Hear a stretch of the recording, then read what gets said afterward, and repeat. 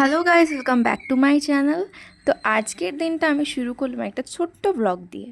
তো দেখো, আজকের ওয়েদারটা খুব সুন্দর ছিল, একদম মেঘলা ওয়েদার, আর খুব সুন্দর হাওয়া দিচ্ছিল কিন্তু বাইরে। তো এই ওয়েদারে কিন্তু কি খাওয়া যায়, বেসিক্যালি সবাই বলবে খিচুড়ি। কিন্তু আজকে আমি ভাবলাম যে অনেক দিন আমার বিরিয়ানিটা খাওয়া হচ্ছে না। তখনই কিন্তু আমি নিজের টাকা দিয়ে মাকে বললাম যে আমার জন্য একটু বিরিয়ানি দাও, আর মার জন্য এনেছিল। তো অ্যাকচুয়ালি নিজের টাকায় বিরিয়ানি খাওয়ার মজাটাই আলাদা। এবার যেহেতু আমার পরীক্ষা এসে গেছে, সেটা আমি গিয়ে নিয়ে আসতে পারতাম, পরীক্ষা এসে গেছে বলে আমি আর গেলাম না। আমি প্রজেক্ট বানাচ্ছিলাম। তো তোমাদের সাথে সেটাও আমি একবার শেয়ার করব আমার পরীক্ষার সময়। তো দেখো, আমি নিজের টাকায় মানে নিজের পয়সায় নিজের বিরিয়ানি যে খাচ্ছে, এটা খুব মজা লাগছিলো।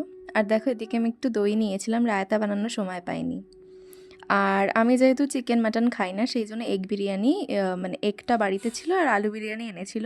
আর এদিকে আমার ফেভারিট কার্টুন শিনচ্যান দেখতে দেখতে আমি নিজের লাঞ্চটা করে নিয়েছিলাম।